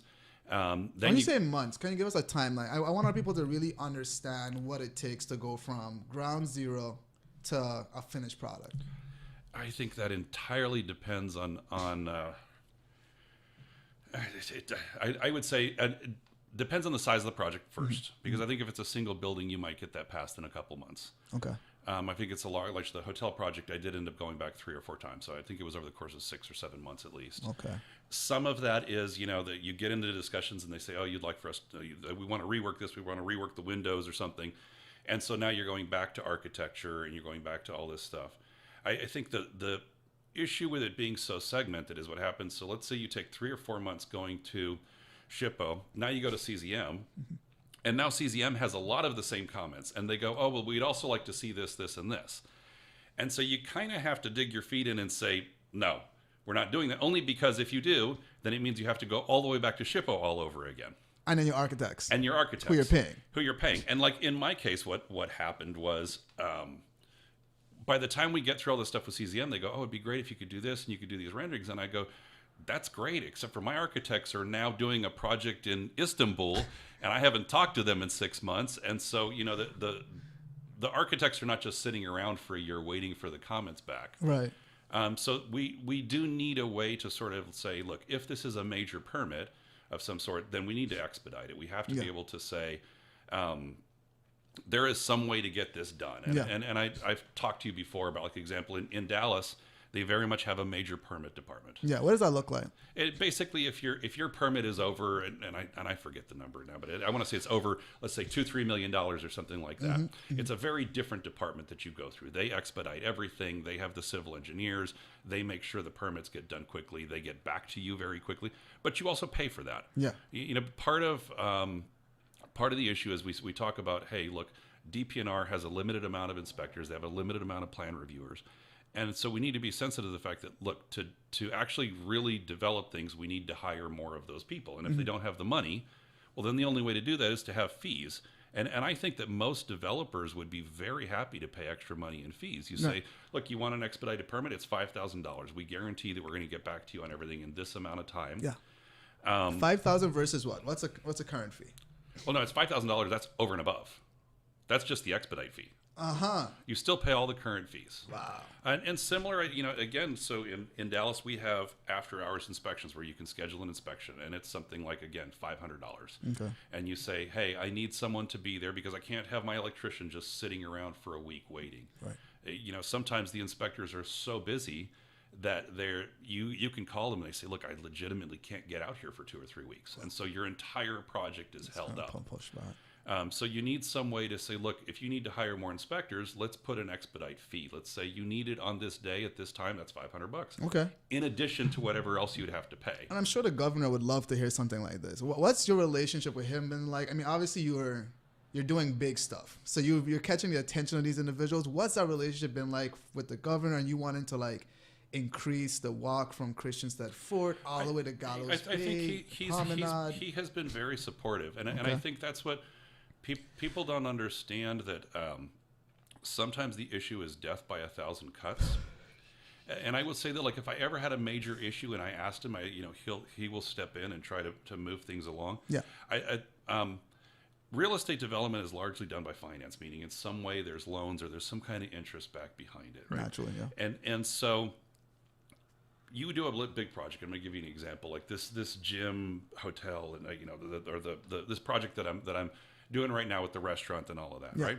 So we say, okay, so if it takes 3 weeks for an inspector to come out, that potentially might cost me $25,000-$30,000 in interest in the time that I'm waiting for them. That's right. If I'm waiting for, and another time, like during Christmas Village, we were waiting on electrical stuff. And so we were waiting for the person to sign off on those plans, and they couldn't because legitimately there was no one else, and they were working at Christmas Village. And so it ended up taking near 5 months, right? Okay. Fortunately, we had other stuff we can do, and I sent my electricians to go try to do some other work and stuff. But in the real world, that's $50,000 worth of interest that potentially was accrued because the project was delayed. Yes. Waiting for this. Insane. And so if you ever want to really get real developers to come here and actually do some of this stuff, you do have to start thinking through, well, if it's a major project, how do you expedite it? Because or else your cost overruns are just insane. Cost overruns for the developer, which is something I feel like is not being considered by central government, right? Right. Because we don't have enough business people, and this is not my take. Right. We don't have enough private sector individuals either in the first branch or the second branch. I think we have lifelong administrators that we really understand government politics, but not real world business politics, right? Yeah. I think before Hubert, we had no one from the private sector being represented in the first or second branch. How much is that impacting us, you think, from your vantage point? I don't know. That's really tough to say. I mean, Well, you're asking me for a guess. There's been some great progress. Like I will say, DPNR is now rolled out the whole online permitting system. Okay. So I think they are working on it. I think there's some level of effort there. I think there's a will there, and I think we just have to figure out how do we have the little wins. How do we make things a little bit faster? But Peter, not everyone has your patience. Not everyone has your patience. I agree. Got a phone call. So let's hold on. So now be patient. We have a phone call. Good morning. You're calling on Analyze This with Neville James. I'm your guest host, Kai Nielsen. Please introduce yourself.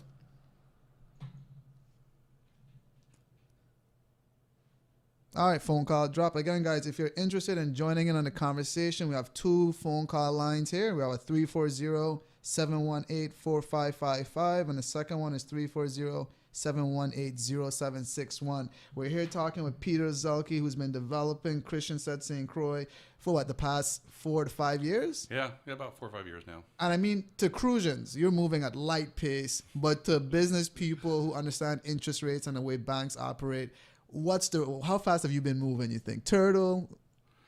I mean, I will say we've kept up a good pace, in part because if it was just one project at a time that I was doing, we wouldn't have been able to do it. But I've been fortunate that I have enough projects that when we're waiting for something on one side for a couple months, we can just take that crew and fill in elsewhere. So I think we're making a pretty good pace. I mean, obviously not a stateside pace, but I'm pretty happy with how we've been keeping up. Okay, because of the magnitude of projects you have. Just because of there's so many of them that if we're waiting on something for too long, I can say it's fine, go work on this other one. That's beautiful. Okay, and then I want to get into a bit more of your vision, because I think I have a front row seat to it, but the people listening may not.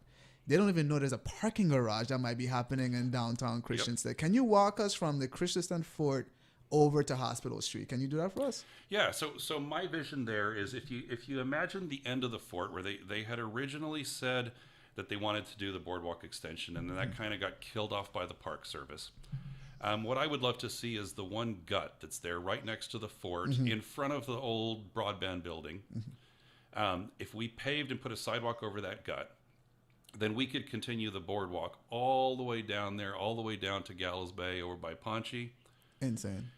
And then at that point, again, in the back of what is right now the police parking lot, that's where I would really love to see a lot of open air seating and umbrellas and more of a promenade. And that's where I would love to see showcased a lot of local chefs. I mean, I think we have a space there for at least probably 4 or 5 food vendors that could be there.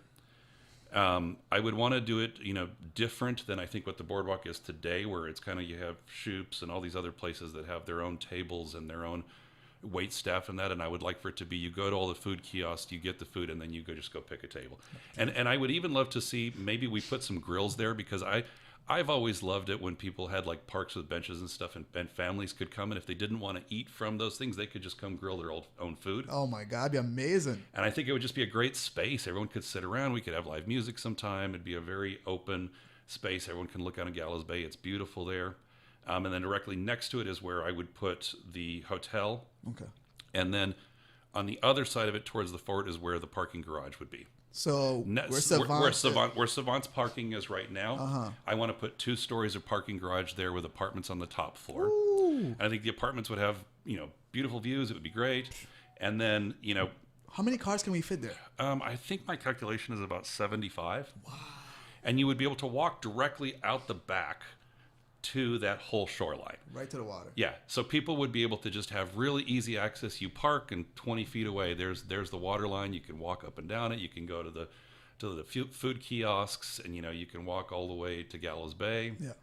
And so then after we go past the hotel and gym, there's like a little it used to be a gas station, but now it's kind of like a bar. Bahia, right? That's not yours. No. Next to Bahia, there's a beautiful gray, I think a 2-story building, and on the street side it says Christiansted, right? Yeah, the one that used to be the Thai restaurant way back when. Okay, so what is it now? Apartments. Wow, how many apartments? 3 of them that are finished on the top, and we have 2 more that are still under construction on the bottom floor. So Beautiful. it's five apartments. Beautiful. So keep on going that way. 'Cause I think you have So you something go across that the way, street. and then across the street from that, where the wings are, Okay. that's actually 9 units that are nearing construction. I think 2 or 3 of them will Airbnbs, and the rest will be long-term renters. Okay. So yeah, that's 9. So right on that corner is 14. Okay, and you're going up there now, Hospital Street, yeah? Yes. What's going on in Hospital Street? Well, Hospital Street is the gym. The gym, that's the building that has the man on the side. Oh, my bad. Yeah. I thought you were going somewhere like up the hill now. Oh, okay. So up that hill, that's New Street, I believe. 10-4. Got you. Yeah, Got you. that goes Glenn's giving me the so- thumbs up. Yeah. So New Street, there I actually have one that has 6 or 8 units. And the goal for that long term is to eventually have employee apartments that are kind of subsidized so that employees can actually rent cheaper and be close and walking to work. Have to. Yep. 2 seconds there. That's a great opportunity. We do have a phone call. Mr. Glenn, how are we looking? Yeah, good morning. Good morning. This is a great conversation. This is Gwen Marie Molinar, League of Women Voters. I want to commend both of you for this fantastic conversation. It's one that we really needed in the Virgin Islands for a very, very long time. You know, Peter, I have, as you probably have, visited so many historic towns in the United States that have fantastic settings that attract people because of the culture and the history of those settings. Savannah, Georgia, the Outer Banks, North Carolina, Charleston in South Carolina. Gorgeous. These are beautiful historic towns with boutique hotels and so forth. But when you examine those sites, you see that there is a very strong relationship between the private and public sectors. Agreed. And they are the ones who develop these strategic plans to produce the kinds of developments that you are talking about for the Virgin Islands. How can we get something like that in the Virgin Islands? Because, Peter, do you think that we need to have that relationship, that strong strategic planning relationship between the private and public sectors in order to execute the things that you're trying to do? Or could it really be done specifically by developers like you struggling to maneuver through all of the hassles that are existent in the Virgin Islands for people? Ms. Molinar, Can we're one going be to have done to without hold the the question, my love. We got to pay some I bills. can't wait to answer. Buddy. Yes, but listen, if you can stay on, we'll answer that question right after the break. Can you do that for us? Yeah. Yes, thank you so much. Okay, going straight to break now.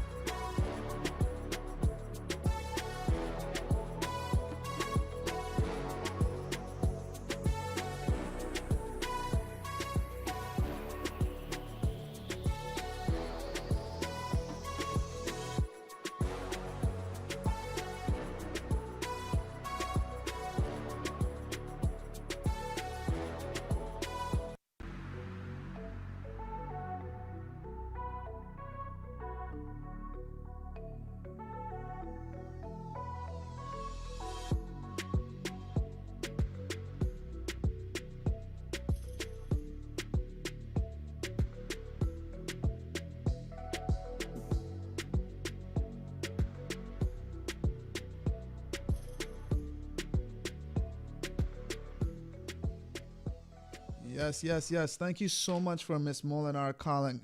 Miss Molinar calling in right before the break. Are you still there? Oh, yes, I'm right here. Please, if you don't mind, reintroduce yourself to the audience and bring the question one more time. I know Peter's already ready to answer, but just in case we got some new listeners between those breaks, please. Yes, Gwen Marie Molinar, President of the League of Women Voters. And I'm just delighted with this conversation, Kyle, that you're having with Peter. It's one that we really need in the Virgin Islands. Actually, this is the first time I've ever heard somebody articulate a vision for tourism for St. Croix versus St. Thomas. Beautiful. And you're right. You've hit it right on the head, Peter. I think this is fantastic. I indicated that when one visits many of the successful historic towns in the United States, such as Charleston, South Carolina, Savannah, Georgia, Outer Banks in North Carolina, you discover that their success and their raging successes, their success is based on a strong relationship between the private and the public sectors, which together develop strategic plans for what those cities are going to look like and how they're going to be unique and draw people to celebrate their cultural offerings. We can do that. I think your vision, Peter, is fantastic for St. Croix. Thank you. But it won't happen to the successful level of these other places unless we have a similar structure that incorporates cooperation from the private and the public sector.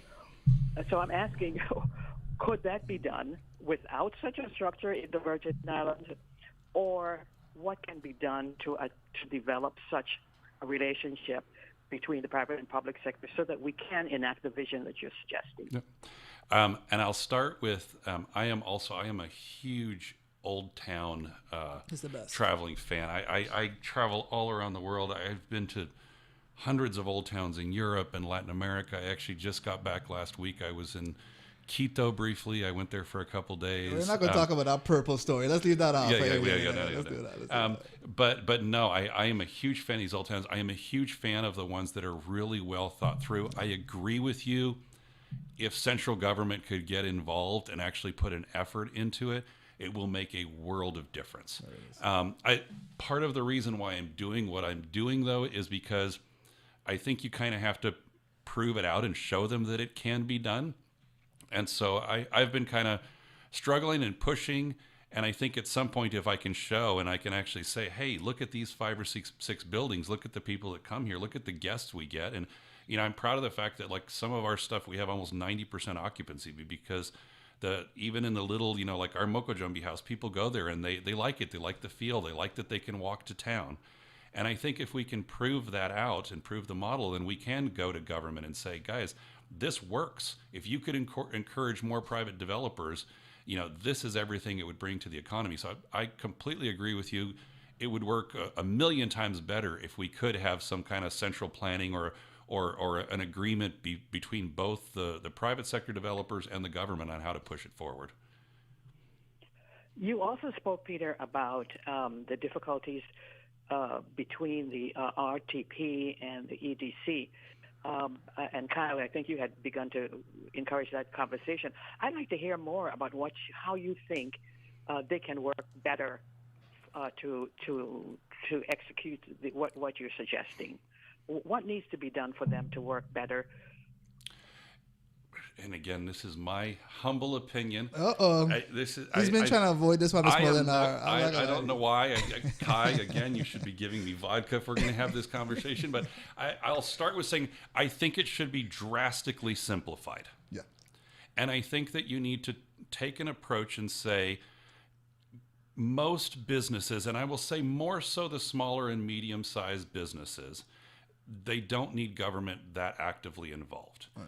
And I think what it encourages today is a larger business finds a way to outsource or bring some part of their process here and then shift all their profits here to get the tax benefits without really developing out what would be the employee base and the business here locally.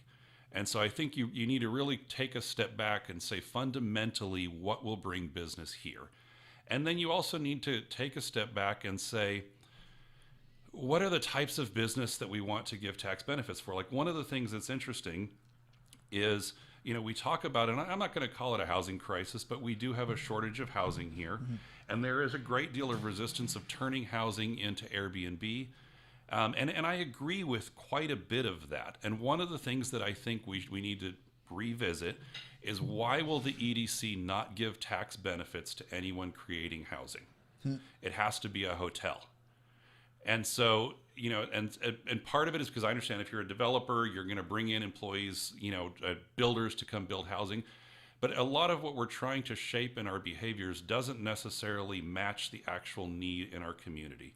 And so I just think that the entirety, and I don't want to get nitpicky because, again, I don't want to get controversial, but I do believe that both the RT Park and the EDC should be fully revamped. I don't think that everybody needs 100% tax benefits. And I think there should be an easy slide in to say, like, hey, if you have X amount of employees and you bring X amount of investment, no holes barred, you get 50% off or something like that. I think there's a way to tier it and make it easy. It's unfortunate, but I have sent several people recently to the Virgin Islands that were big businesses, and they ended up opting for Puerto Rico, in part just because of the simplicity. There's a lot of complexity, and businesses go where it's easier. 100%. And I'm not saying that we should give them a free ride. I'm not saying that everyone should just get all their taxes off, but I think that there is a way to give them some certainty. Part of the difficulty in doing business in the Virgin Islands is the lack of certainty, because you look and you say, look, I'm going to build X, Y, Z. And I'm, 3-4 years in, and I still don't totally have the certainty of everything from CZM, SHPO, and tax benefits. And a lot of people don't want to put up with years of uncertainty. Right. And so I think that if we want to encourage investment, then you have to say, look, there is a path to getting permits in within X period of time. There's a path to getting CZM done within X period of time. There's a simple path forward towards getting tax benefits. Right. And so I guess all I'm really saying is, how do we simplify everything? If you want to get investors just need certainty. We go to where there's some certainty. And frankly, investors like myself, I will take much less upside in exchange for certainty. 100%. 100%. Well, this is so enlightening, Peter and Kyle. This is a great conversation. And it's clear to me, listening to what you're saying, is that our executive branch, our legislative branch, have individuals that really do need a great education, expanding the way they see the world, and recognizing and speaking with the private sector individuals like yourself, and finding out what we can do to make the Virgin Islands a better place. I wish you all the success, Thank you. Peter. Thank you. And this has been a great conversation. Thank you, Kyle. No problem. Thanks for calling. Wow. Bye-bye. You were way more honest with Miss Molinar than you were with me. Huh? Like, what was up with that? We have another call. Uh-oh. Listen, Peter, we might have to have a second episode, man. Okay, we have a caller on the air right now, Glenn. Okay, let's go. Caller, you're on the air with WTGX. Analyze this, please. Hey, good morning. My name is Cornelius Brown. Just want to say, especially the conversation is very transparent. And Peter, thank you for your transparency as a native Virgin Islander. Thank you. It's super important for us to understand, how these things are developed, the processes, and understanding how people see what the product that we have. My question to you is, Kai, you had the police commissioner on this morning. Safety, right? Safety and the partnership, how that relates between partnership between police and community. But for you, Peter, how important and how are you developing relationships to keep, constituents safe? Obviously, you're a developer. Property value is a real thing. What are your visions and views on continuing to build a partnership there between police and community? Yeah. And I completely agree. Safety is imperative, for sure. Fortunately, the police marine unit is right there, right in the middle of everything I'm developing. In fact, I have proposed to them, and so far everyone has been very much in favor of actually having a police booth on the boardwalk. Okay. That could be manned. And so I think that's a very real possibility. I think for everything that I've heard from the police, they are very open to it.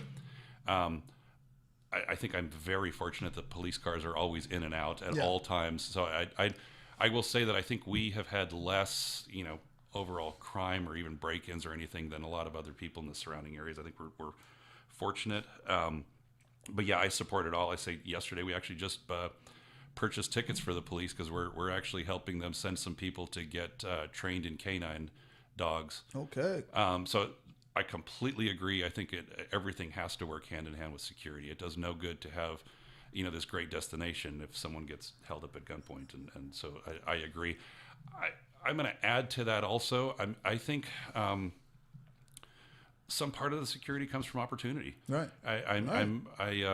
Without getting overly political, there's always going to be criminals, but some amount of crime is also, people don't have opportunity. Poverty beats criminality. So I'm not gonna overly worry about it. I think we're gonna have enough employees. We're gonna have enough people who are benefiting from it, and I feel confident we're gonna be fine. That's dope. Thank you so much for the call there, Mr. Kemuel Brown, another future leader here in the territory showing love for this project and the process of actually bringing truth to light. I mean, it starts off to be a little uncomfortable, but sometimes the truth is. And if we don't have these conversations, how could we truly move forward in the territory, right?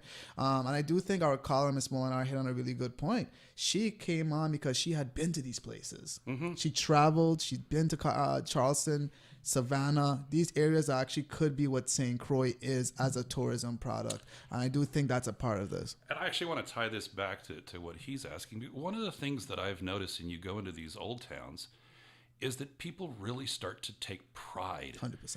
And that's why part of, like, with me, with art and all of this is, look, if I can get everybody to feel proud about these areas, because we have so much to be proud about. Right. It's a beautiful island. We have, all this history. The music, the food, like, we have a lot of that. And if we can bring that pride back, I think that shows up also in less crime. 100%. And I think it shows up because people start seeing clean buildings. They stop throwing trash everywhere. Right. So to me, it's how do we build a product that we are all universally proud of? And that's why I want to go back to the original question. I think the care you've taken with the coral stone and really representing that history is the reason why you're getting the level of buy-in that you are. And I think because it's taking you so hard to kind of get in, you are going to try to do your best. And doing your best is getting that buy-in from our people, right? I do. And it's more than that. I love asking questions because part of it is as I'm doing every building, I get to hear the history. I get to hear the best history, sometimes the worst, sometimes, hey, someone died here. Jesus. We all have to die. Yeah. We're all going to die somewhere. But I actually love with every building, and some of them, like there's been a couple properties that I've looked at, and I've actually told the owners, well, what if we name the building after your family name? Let's I think it'd be beautiful. Right. It's something that preserves it. And so to me, it's part of keeping this beautiful old town in the history is let's preserve people's stories. Yeah, 100%. And as we're building it, I try very much to keep alive the story of what made something. I can't wait to see that aspect. I was having a conversation with Mr. Roberts yesterday, and I think that is a part of your vision, right? Maybe there's a room or building we can walk in, and we can see the Chardons, we can see the different names of families and what they used to do. And I almost find that as Crucians, in a sense, we tend to hold on to that history as if it's still happening today. And what's happening today is that the buildings are dilapidated. Right. It's hard to walk through these areas. They're seedy, right? If we have someone like a developer like yourself that can take in that culture and preserve that history, it's far more impactful than just being able to say, well, oh, that business used to be there. Well, it's not there anymore. It's a vacant lot, right? So how do you get more individuals in our community to buy in, not only to this vision, but the idea of other developers coming in, right? Because if this works for you, guarantee you other people may look to come into the space. I think we have to make sure the other developers come into it with the right mindset. And some of that, and that's why, I've told you, I've tried to bring some people here, and some people, they try to come and make some quick money, and I don't think that that's necessarily a good fit. Right. I do think, and this is part of where I think like the government can also help, is if we had easier access to some of that history and maybe some more master planning. Okay. And I do look at, again, a lot of these historic old towns where, the government did kind of come in and say, okay, these are the caps on, what you can do. And that's where I think Shiphole, a lot of people are negative about it. I am less negative about Shiphole. I'm a little negative sometimes about the process. Okay. But I actually largely agree with the mission. Nice. we have to preserve these memories. I appreciate that, Peter. We're moving into our last couple minutes. Got to pay some bills, but thank you so much for being here. Thank our listening audience for being active participants. If you want more of this, talk to WTJX, because these are the kind of conversations I'd personally like to bring to your doorstep. So then, as we really think about moving forward in the territory, we can grapple with the true issues and not just talk about the problems. So let's move to a commercial break as we close out. Thank you for having me. Yeah, no doubt, no doubt. Keep on going. Are we wrapping up all the way? So, Peter, I guess we actually have room for you to do a dismount. Do a dismount. No. This is your dismount. This is you.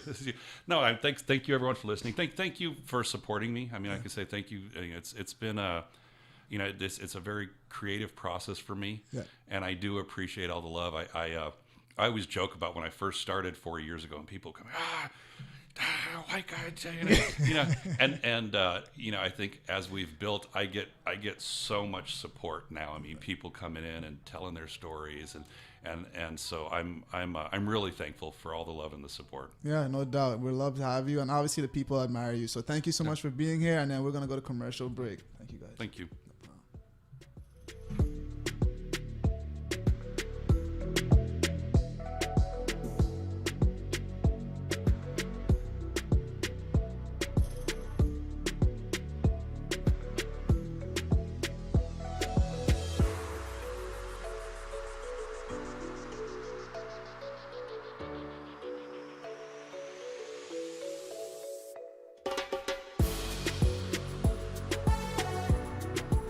The views and opinions expressed on Analyze This are entirely those of the on-air participants and do not reflect those of the station's board, management, staff, or underwriters.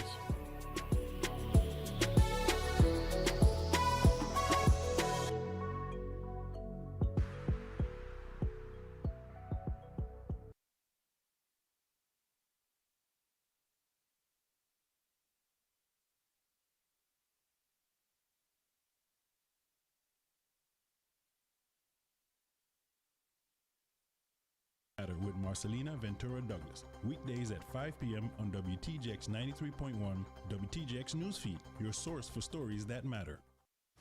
On Secrets of the Dead, recent discoveries in the Amazon. Some really beautiful works of art.